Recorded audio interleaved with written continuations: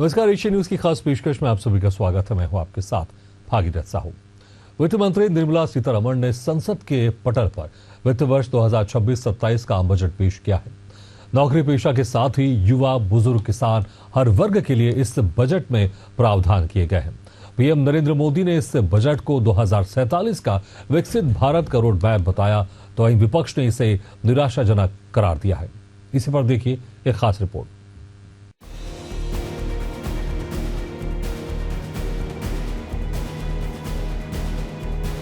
केंद्रीय वित्त मंत्री निर्मला सीतारमण ने सदन के पटल पर वित्त वर्ष 2025-26 का आम बजट पेश किया। बजट पेश करने के लिए वित्त मंत्री निर्मला सीतारमण तमिलनाडु की प्रसिद्ध कांजीवरम साड़ी पहनकर पहुंची थी। इस साल पश्चिम बंगाल के साथ ही तमिलनाडु, केरल, असम और पुडुचेरी में विधानसभा चुनाव होने हैं। ऐसे में ये कयास लगाए जा रहे थे कि बजट चुनावी घोषणाओं से भरा हुआ होगा, लेकिन ऐसा बिल्कुल भी नहीं हुआ और वित्त मंत्री निर्मला सीतारमण ने अपने बजट भाषण में एक भी चुनावी घोषणाएं नहीं की। बजट भाषण में वित्त मंत्री निर्मला सीतारमण ने जियोपॉलिटिक्स और चुनौतियों की बात की। Today we face an external environment in which trade and multilateralism are impaired and access to resources and supply chains are disrupted. New technologies are transforming production systems while sharply increasing demands on water, energy and critical minerals. India will continue to take confident steps towards Viksit Bharat, balancing ambition with inclusion. As a growing economy with expanding trade and capital needs, India must also remain deeply integrated with global markets, exporting more and attracting stable long-term investment. इस साल के budget में income tax slab में कोई बदलाव नहीं किया गया है। साथ ही रिवाइज्ड रिटर्न फाइल करने के लिए 3 महीने का ज्यादा समय दिया गया है, यानी अब 31 दिसंबर के बदले 31 मार्च तक रिवाइज्ड रिटर्न फाइल कर सकते हैं। साथ ही कैंसर और डायबिटीज की 17 दवाओं पर से आयात शुल्क हटाया गया है। अब इन दवाओं पर 5% शुल्क लगता था। साथ ही हीमोफीलिया, सिकल सेल और मस्कुलर डिस्ट्रॉफी जैसे 7 दुर्लभ बीमारियों की दवाइयां भी ड्यूटी फ्री की गई हैं। बजट में रक्षा पर खास फोकस रहा।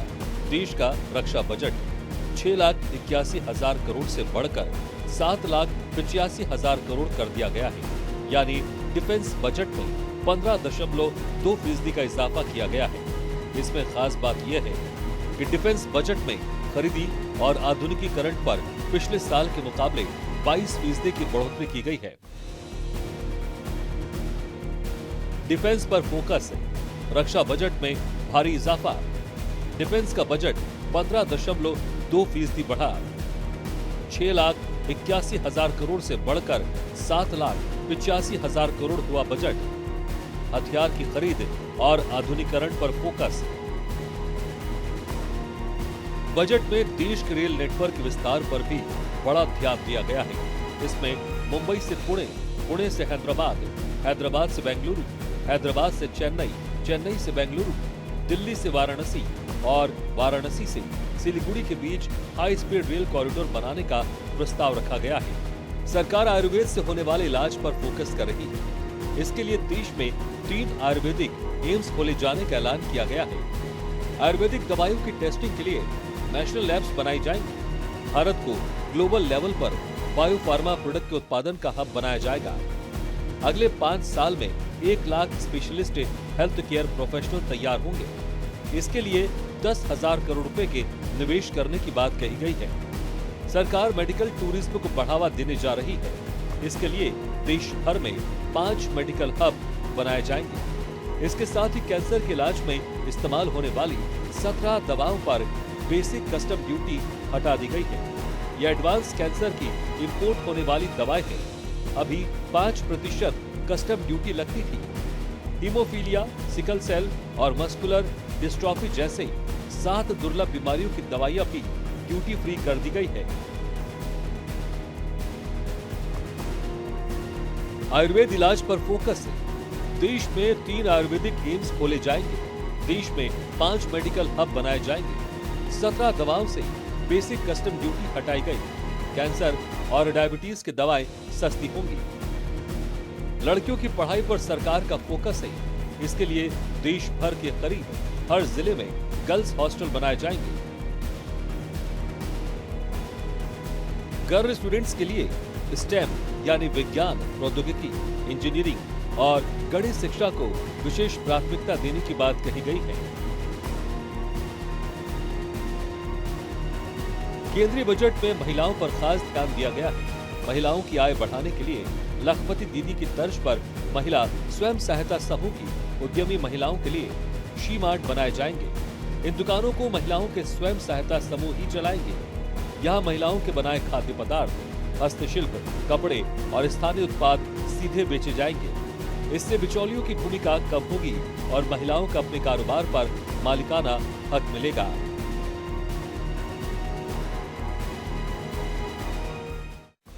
सरकार पेट्रोल, डीजल समेत बायोफ्यूल का इस्तेमाल कम करने पर जोर दे रही है। इसके तहत ग्रीन एनर्जी को बढ़ावा दिया जा रहा है। बजट में इसे लेकर खास प्रावधान किए गए हैं, जिसके तहत बैटरी बनाने की मशीनों पर टैक्स फ्री छूट बढ़ी है। सरकार ने लिथियम आयन बैटरी बनाने वाली मशीनों पर टैक्स छूट का दायरा बढ़ा दिया है। अब बैटरी एनर्जी स्टोरेज सिस्टम के लिए इस्तेमाल होने वाले सामान पर भी ड्यूटी नहीं लगेगी। इससे इलेक्ट्रिक व्हीकल सस्ते होंगे। वहीं सोलर ग्लास बनाने में इस्तेमाल होने वाले सोडियम एंटीमोनेट पर भी ड्यूटी हटा दी गई है, जिससे देश में सोलर पैनल बनाना सस्ता होगा। ग्रीन एनर्जी पर सरकार का जोर। ग्रीन एनर्जी को बढ़ावा देने की पहल। बैटरी बनाने वाली मशीनों पर टैक्स छूट बढ़ी। एनर्जी स्टोरेज सिस्टम का सामान ड्यूटी फ्री। इलेक्ट्रिक व्हीकल सस्ते होंगे। सोडियम एंटीमोनेट पर से ड्यूटी हटी। सोलर पैनल बनाना सस्ता होगा। सरकार रेयर अर्थ मेटल्स पर चीन और दूसरे देशों की निर्भरता को कम करना चाहती है। इसके लिए केरल, तमिलनाडु और ओडिशा में दुर्लभ खनिजों के लिए विशेष कॉरिडोर बनाए जाएंगे।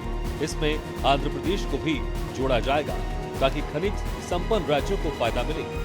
रेयर अर्थ मटेरियल का इस्तेमाल इलेक्ट्रिक गाड़ियों की मोटर बनाने में इस्तेमाल किया जाता है। हम जल्द से जल्द दुनिया की तीसरी सबसे बड़ी अर्थव्यवस्था बनना चाहते हैं। ये करोड़ों देशवासियों का संकल्प है। दुनिया के एक ट्रस्टेड डेमोक्रेटिक पार्टनर और ट्रस्टेड क्वालिटी सप्लायर के रूप में भारत की भूमिका लगातार बढ़ रही है।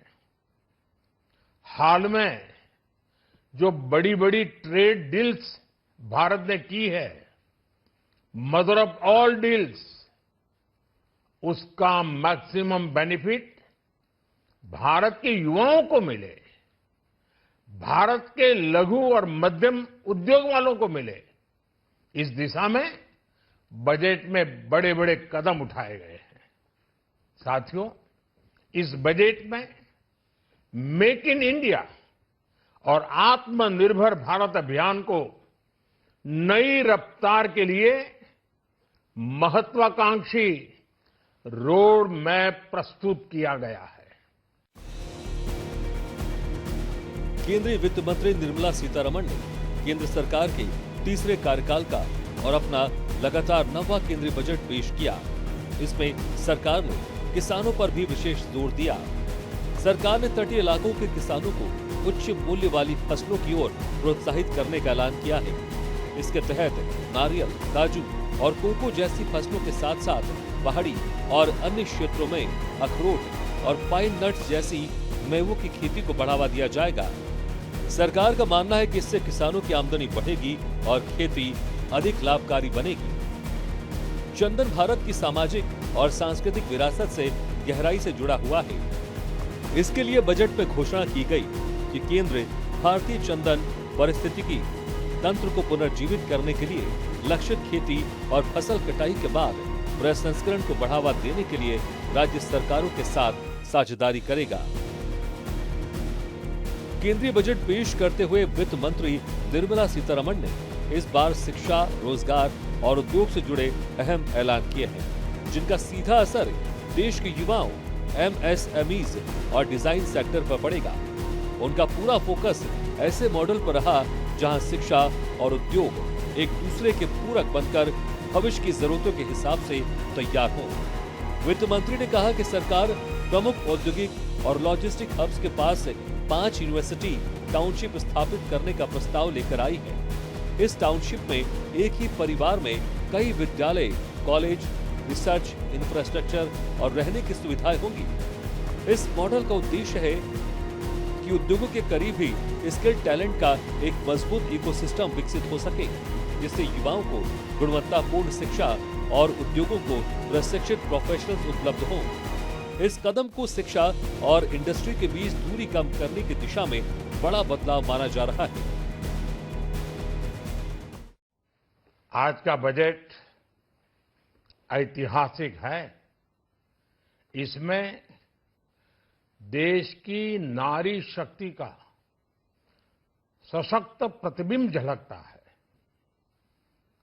महिला वित्त मंत्री के रूप में निर्मला जी ने लगातार 9वीं बार देश का बजट प्रस्तुत करके नया रिकॉर्ड बनाया है। ये बजट अपार अवसरों का राजमार्ग है। ये बजट वर्तमान के सपनों को साकार करता है और भारत के उज्जवल भविष्य की नींव को सशक्त करता है।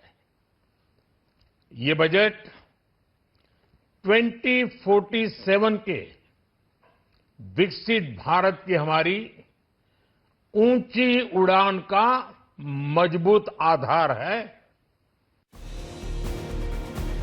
केंद्र सरकार युवाओं को रील बनाना सिखाएगी। इसके लिए स्कूल कॉलेजों में कंटेंट क्रिएशन लैब्स खोलेगी। वित्त मंत्री निर्मला सीतारमण ने बजट भाषण में इसका ऐलान किया है। इसके तहत 15,000 स्कूल और 500 college Indian institute of creative technology Mumbai के सहयोग से इन संस्थानों में कंटेंट क्रिएटर लैब बनाई जाएगी। इसका उद्देश्य छात्रों को animation, visual story telling, gaming और डिजिटल कंटेंट क्रिएशन की व्यवहारिक ट्रेनिंग दी जाएगी। इस कदम का लक्ष्य भारत की ऑरेंज इकोनॉमी को बढ़ावा देना है, जिससे एनिमेशन और गेमिंग सेक्टर में 20 लाख से अधिक नौकरियां पैदा की जा सके। आम बजट में वित्त मंत्री ने वरिष्ठ नागरिकों की सेहत को ध्यान में रखते हुए बड़े ऐलान किए हैं। वित्त मंत्री ने कहा कि बढ़ती उम्र के साथ आने वाली बीमारियों को ध्यान में रखते हुए अस्पतालों में जीरियाट्रिक केयर सेंटरों को और भी बेहतर बनाने की दिशा में काम किया जाएगा। इसके तहत सरकारी अस्पतालों में बुजुर्गों के लिए अलग ओपीडी और वार्ड में सस्ती दवाएं और डायग्नोस्टिक टेस्ट भी होंगे। कोशिश ये रहेगी कि बुजुर्ग मरीजों को एक ही छत के नीचे सभी तरह का इलाज मिल सके। नीति आयोग और स्वास्थ्य मंत्रालय के आंकड़ों के मुताबिक अगले 10 से 15 वर्षों में देश में 60 वर्ष से अधिक उम्र की आबादी में तेजी से इजाफा होने वाला है। बजट भाषण में वित्त मंत्री ने देश के मैन्युफैक्चरिंग सेक्टर को लेकर कई नई घोषणाएं की हैं। सीतारमण ने वैश्विक संकटों के बीच मैन्युफैक्चरिंग सेक्टर को केंद्र में रखते हुए भारत की अर्थव्यवस्था को आगे बढ़ाने के प्रस्ताव रखे हैं।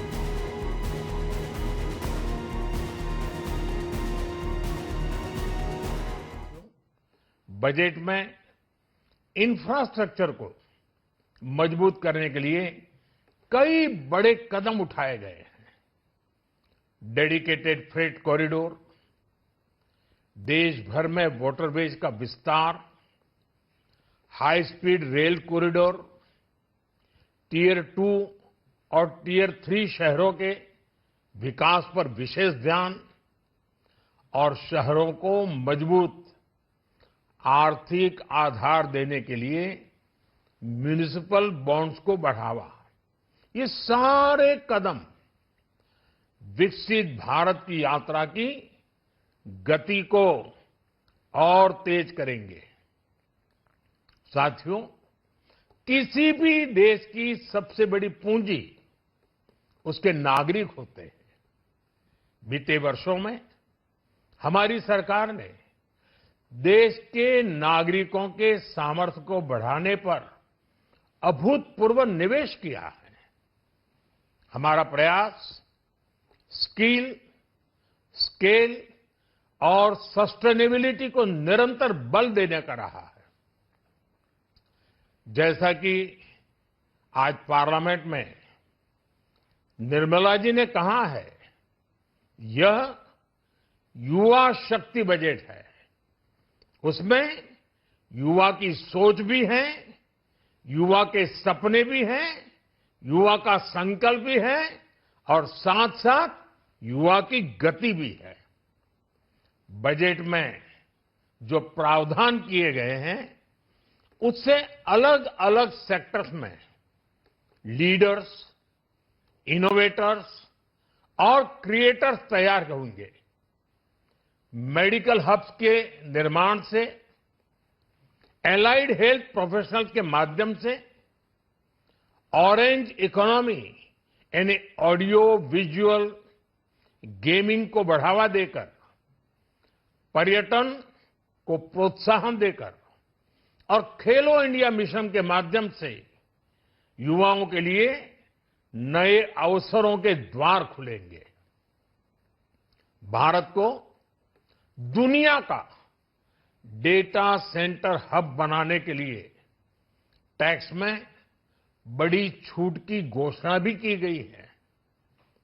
मैं भारत के युवाओं को विशेष तौर पर इस बजट की बहुत बहुत बधाई देता हूं, क्योंकि इससे बजट में खास तौर पर मैन्युफैक्चरिंग सेक्टर में ढांचे का सुधार लाने पर फोकस है। आर्टिफिशियल इंटेलिजेंस और नई तकनीक में निवेश बढ़ाने पर केंद्रित होगा। सरकार हर साल भारत में वर्कफोर्स का हिस्सा बनने वाले करोड़ों लोगों को रोजगार देने के लिए मैन्युफैक्चरिंग सेक्टर को जीडीपी के 30% हिस्से से 25% तक ले जाने में लगातार चुनौतियों का सामना करती है। मुझे बहुत खुशी है कि इस बजट में टूरिज्म और विशेषकर नॉर्थ ईस्ट में टूरिज्म को बढ़ावा देने के लिए भी ठोस कदम उठाए गए हैं। भारत के अलग अलग राज्यों को ताकतवर बनाकर संतुलित विकास की नींव भी इस बजट में मजबूत की गई है। साथियों, हमारे देश में 10 करोड़ से ज्यादा महिलाएं सेल्फ हेल्प ग्रुप से जुड़ी हैं और बड़ा सफल अभियान रहा है। महिलाओं द्वारा निर्मित, महिलाओं द्वारा संचालित सेल्फ हेल्प ग्रुप्स का आधुनिक इकोसिस्टम बने, बजट में इसे प्राथमिकता दी गई है। भारत की अर्थव्यवस्था में मौजूदा वित्त वर्ष में 7.4% की बढ़त देखी गई है और वहीं महंगाई दर में 2% के आसपास रहने की संभावना है। साथ ही चालू वित्त वर्ष में राजकोषीय घाटा जीडीपी का 4.4% रहने की उम्मीद है। मोदी 3.0 के तीसरे बजट में टैक्स से जुड़ी उम्मीदों के मुताबिक कोई ऐलान नहीं हुआ है। लोगों को उम्मीद थी कि स्टैंडर्ड डिडक्शन की लिमिट को 75,000 रुपए से बढ़ाकर 1 लाख रुपए की जा सकती है, लेकिन ऐसा नहीं हुआ। ऐसे में मिडिल क्लास के हाथों से उन्हें फायदा होता भी नजर आ रहा है। मोदी सरकार 3.0 के तीसरे बजट पर विपक्षी नेताओं ने नाराजगी जताई है। राहुल गांधी, ममता बनर्जी से लेकर अखिलेश यादव ने बजट को आम लोगों से दूर बताया है। कल कहेंगे भैया, लेकिन सर अभी पार्लियामेंट को यूज करेंगे। क्या बताऊं यार, डिटेल्स तो बहुत कम मिले ना जी। जैसे कि 3-4 हेडलाइंस है, लेकिन जब हम इंतजार कर रहे थे कि all India institute of Ayurveda कहाँ आएगी, हमारे केरला में चाहिए हमें। हमारे तो बहुत लंबी ट्रेडिशन है आयुर्वेदा की, लेकिन केरला का नाम नहीं सुना। फिशर कोकोनट तो शायद केरला ही हो सकते हैं, क्योंकि मेरे ख्याल में भारत का सबसे ज्यादा बड़ा केरला कोकोनट प्रोड्यूसिंग स्टेट तो केरला ही है। तो वो तो होना चाहिए। वैसे भी फिशरीज में हमें कुछ बेनिफिट होना चाहिए, लेकिन जब शिप रिपेयर के बारे में बोला और वाराणसी और पटना के बारे में बोला, केरला के बारे में कुछ नहीं सुन सका, तो ये सब हमें जरा सा आश्चर्यजनक है। लेकिन ये भी कहूं कि शायद डिटेल्स बजट डॉक्यूमेंट में होंगे, पढ़ा नहीं, अब तक सिर्फ भाषण सुने हैं। भाषण में तो बहुत कम डिटेल्स है जो हमें जरूरी है। ये गरीब का पेट कहीं नहीं भर सकते, ये बजट गरीब का पेट नहीं भर सकता। नौकरी रोजगार दिए नहीं, नौकरी रोजगार कहाँ दिए? अभी भी बड़े पैमाने पे नौजवान बेरोजगार है। सपने दिखाने वाला बजट है। तो ये समझिए कि पूरा जो माननीय वित्त मंत्री जी का जो भाषण है, बजट भाषण, उस पर अगर संपूर्णता में देखेंगे तो किसान, महिला या फिर आप दलित वर्ग के लोग, जो गरीब लोग हैं, उस पर केंद्रित करके उनके उत्थान के लिए क्या क्या हो सकते हैं, किन किन क्षेत्रों में हो सकते हैं, उसको ध्यान में रख के ये किया गया बजट है। अब उसके अलावा आप अगर ये समझें कि मेरा जो 2 विभाग है, पशुपालन है और मत्स्य पालन है। पशुपालन के क्षेत्र में हम आज पूरे दुनिया में दूध उत्पादन में पहले स्थान पर हैं, लेकिन हमारे देश में जो पशु स्वास्थ्य से जुड़े विषय थे, उसके आधारभूत संरचना की थोड़ी कमी थी। उस पर ध्यान इस बार के बजट भाषण में किया गया। उनका एक ब्रोकन रिकॉर्ड है, जो हर बजट के बाद वो रिकॉर्ड चलता है। आप मुझे बताइए कि कोई ठोस तो बताएं कि क्या गलत है। क्या वो नहीं चाहते हमारे एमएसएमई सेक्टर की प्रगति? क्या वो देश में उत्पादन क्षमता बढ़े, वो नहीं चाहते हैं? क्या मत्स्य पालन करने वाले, पशुपालन करने वाले लोगों का, किसानों का उज्जवल भविष्य नहीं चाहते हैं? क्या वो देश में टेक्नोलॉजी आए, आर्टिफिशियल इंटेलिजेंस हो, सेमीकंडक्टर्स हो, डेटा सेंटर्स हो, लाखों करोड़ों लोगों को, युवा युवतियों को नई नौकरी मिले, उनका हुनर बढ़े, उनका कौशल विकास हो, क्या विपक्ष नहीं चाहते? आज 12वीं बार बजट प्रस्तुत किया गया है। श्रीमती निर्मला सीतारमण जी ऐसी वित्त मंत्री हैं जिन्होंने 9वीं बार लगातार बजट पेश किया है, और एक महिला वित्त मंत्री जिन्होंने लगातार 9वीं बार बजट पेश किया है। ये अपने आप में हमारे लिए गर्व का विषय है। आज का बजट ऐतिहासिक है, अभूतपूर्व है। ये बजट विकसित भारत के निर्माण का बजट है। विकास के लिए और एक विकसित भारत के लिए मजबूत नींव बनाने का जो काम किया है, इसके लिए मैं धन्यवाद देना चाहूँगा। आज के बजट में मैन्युफैक्चरिंग पे बहुत बड़ा फोकस दिया गया है। इलेक्ट्रॉनिक्स मैन्युफैक्चरिंग हो, सेमीकंडक्टर मैन्युफैक्चरिंग हो, और आईटी सर्विसेज के लिए बहुत एक सिग्निफिकेंट सिंप्लीफिकेशन किया गया है। सेफ हार्बर और फास्ट ट्रैक एपीए के प्रोविजंस लाके आने वाले समय में डेटा सेंटर्स बहुत बड़ी एक ताकत बनेंगे देश की, जिससे कि दुनिया भर को नई सर्विसेज और भारत के लिए नए एम्प्लॉयमेंट और एंटरप्रेन्योरशिप के नए रास्ते खुलेंगे। तो डेटा सेंटर्स पे जो टैक्स हॉलिडे दिया, इसके लिए मैं माननीय प्रधानमंत्री जी को और माननीय वित्त मंत्री जी को धन्यवाद देना चाहूँगा। इस पूरे बजट में आर्टिफिशियल इंटेलिजेंस को कैसे बढ़ावा देना है, इलेक्ट्रॉनिक्स को कैसे बढ़ावा देना है, कस्टम ड्यूटी को कैसे कम करना है, और उसके साथ साथ आम लोगों के लिए आप समझिए कि प्रत्येक डिस्ट्रिक्ट हॉस्पिटल को कैसे अपग्रेड करना है, नर्सिंग को कैसे करना है, स्किलिंग को कैसे करना है। और जो बजट है लगभग 12.5 लाख करोड़ का है। इंफ्रास्ट्रक्चर में यदि आप देखेंगे, जो ईस्टर्न पार्ट जो है, जो काफी पिछड़ा हुआ था, शिप बिल्डिंग का मतलब आप समझिए कि शिपिंग एक बड़ा है। शिप हम बड़ी जहाज नहीं बना पा रहे हैं, आपको पता ही है कि जर्मनी से हमको इंपोर्ट करना पड़ा है। उस तरह की फैसिलिटी वाराणसी जैसे जगह में स्टार्ट होगी, पटना जैसे जगह में स्टार्ट होगी। तो ये पूरा दिखाता है कि हम सबका साथ सबका विकास करना चाहते हैं और प्रत्येक एरिया का विकास करना चाहते हैं। तो इस बजट की ये सबसे बड़ी खासियत है। नेताओं का कहना है कि बजट में कई राज्यों की उम्मीदों को नजरअंदाज किया गया है। विपक्ष जहां एक और बजट को आम आदमी से दूर बता रहा है, तो वहीं सत्ता पक्ष इसे ऐतिहासिक और मजबूत भारत की नींव रखने वाला बता रहा है। कुल मिलाकर बजट में रिफॉर्म पर खास फोकस दिया गया है। यह बदलाव से विकास का बजट है। बजट में हर वर्ग का खास ध्यान रखा गया है। लेकिन देखने वाली बात यह होगी कि सरकार की तरफ से किए गए ऐलान आखिर जमीन पर कितना असर छोड़ते हैं और इससे आम आदमी को कितना फायदा मिलता है। Bureau report, Asian news.